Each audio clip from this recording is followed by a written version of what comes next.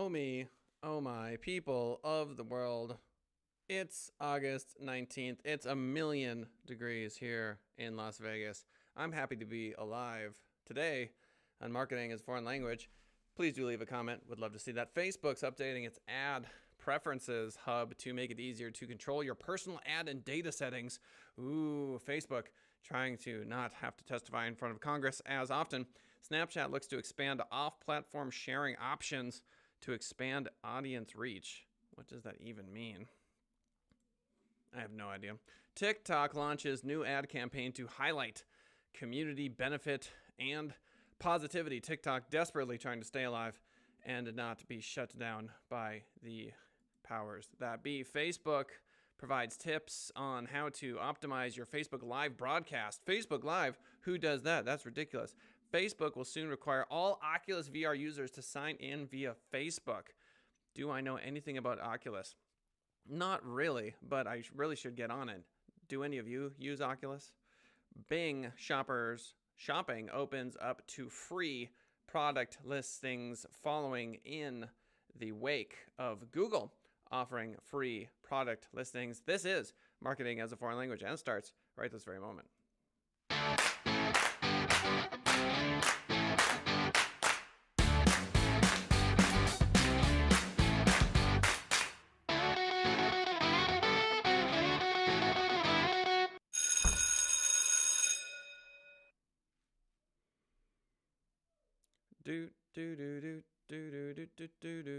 All right, ladies and gentlemen, Facebook making it easier to control your personal ad and data settings. Facebook's planning to roll out a new update of its ad preferences tools. Cheers. Which will simplify the listings into 3 defined categories and provide more insight into how any changes you make to such will impact your on-platform experience. Oh, my birthday came early. I just want them to help me with my on-platform experience. As outlined by Facebook's Rob Leathern, the new update will clarify what users can control, like their emotions, and how each specific element relates. Over the next few months, we'll be rolling out a redesigned ad preferences. Rolling out a redesigned ad preferences? A redesigned, this is wrong. None of the transparency and controls are going away, but now it'll be easier to navigate. Oh, joy. Advertisers provides insight into specific advertisers and ads you've been shown. Okay, fine. We can see who's spending tons of money to attempt to persuade us to buy whatever it is they're selling. Ad topics enables you to see which topics Facebook thinks you're interested in. Ooh, this I want to see. What do you think about me, Facebook? Do you think I'm into vegan burritos? Because you're right. Data displays how Facebook gathers data about you for ad targeting. I want this too. These tools are already available within the current ad preferences listing, but the new format will make it easier to control each specific element and understand what any changes you make will have, with more detailed descriptions on each outlining its part in the broader process. Oh, great. Facebook has been working to provide users with more control options on the ads they're shown and the data they share by adding in more transparency measures and options. Okay, fine. So, whoop-de-doo. So if you want if you want to know why Facebook is targeting you in a specific way, then I suppose there you go. Now you know. Does that really change what's happening on your Facebook experience? Probably not. Also, thank you to whoever it was that hit that like button on the YouTube machine.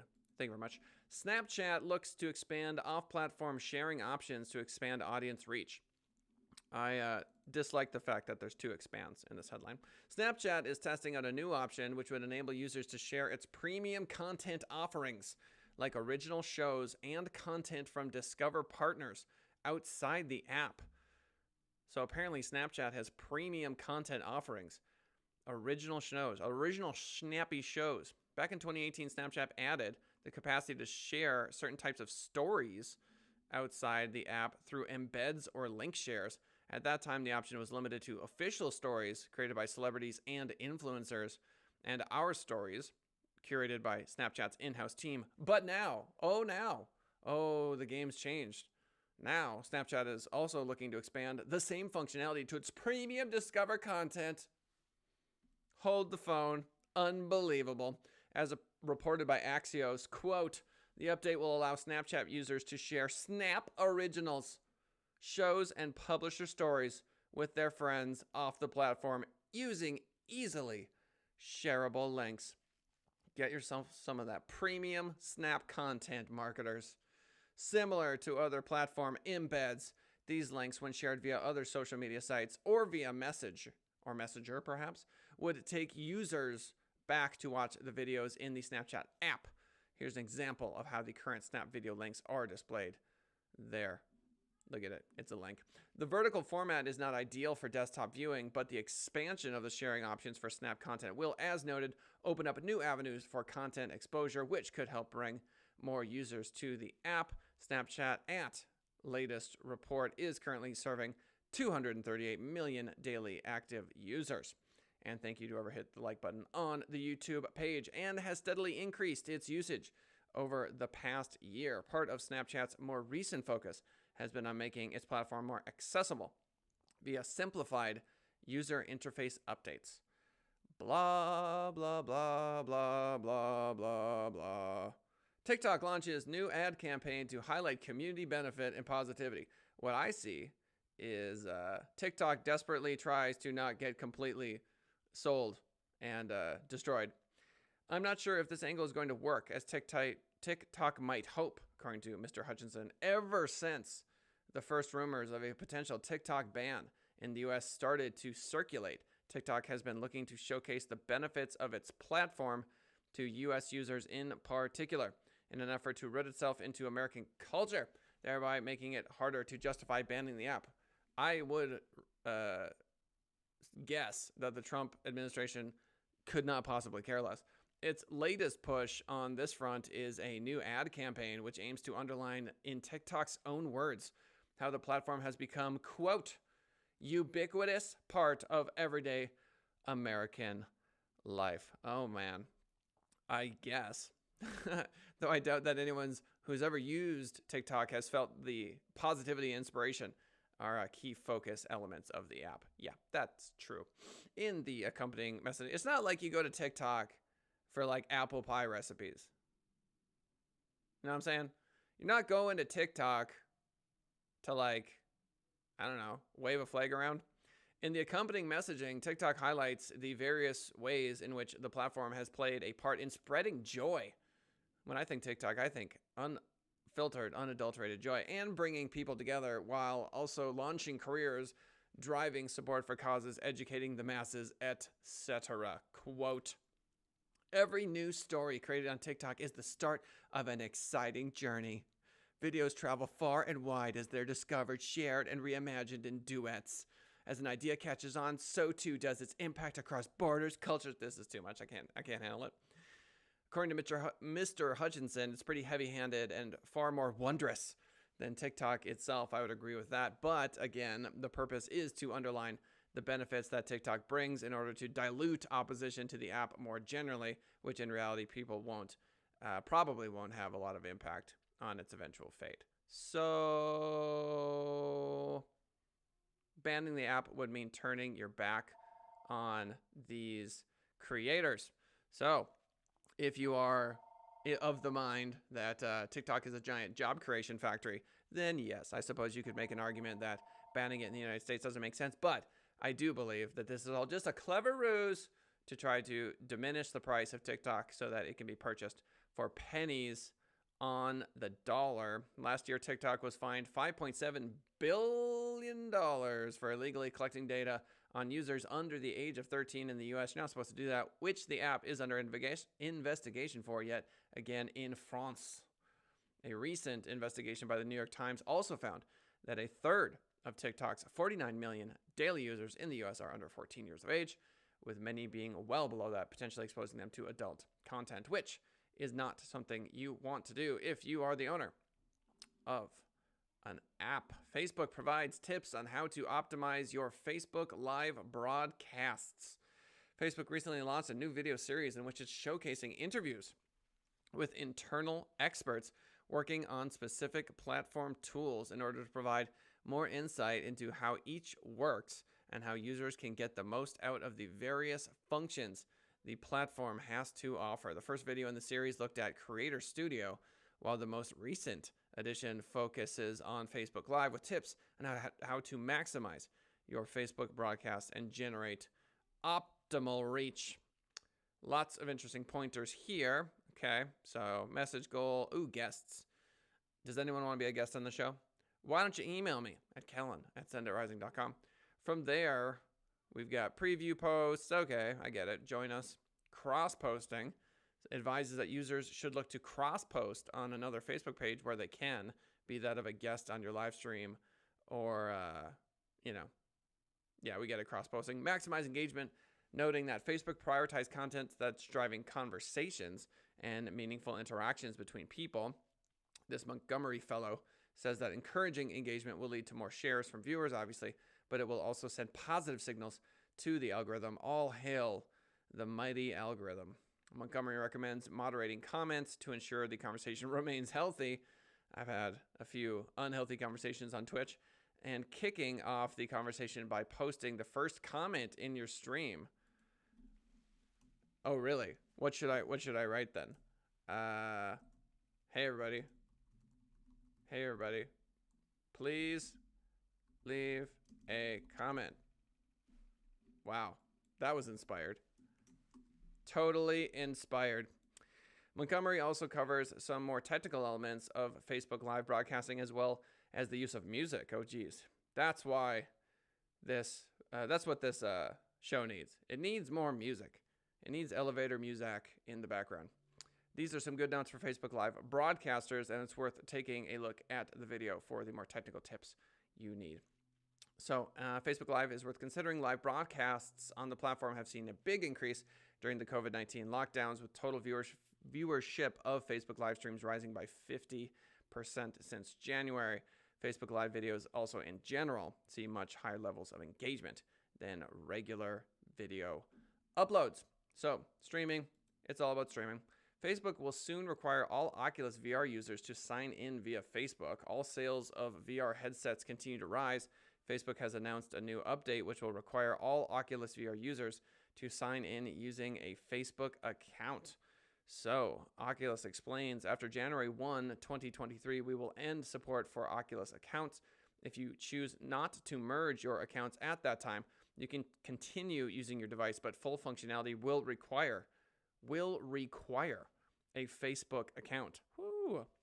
So, I think Facebook is tripping a little bit because they are concerned about the fact that 19-year-olds have no interest in their platform. And so they're going to do the old Google switcheroo where you basically force people into the platform.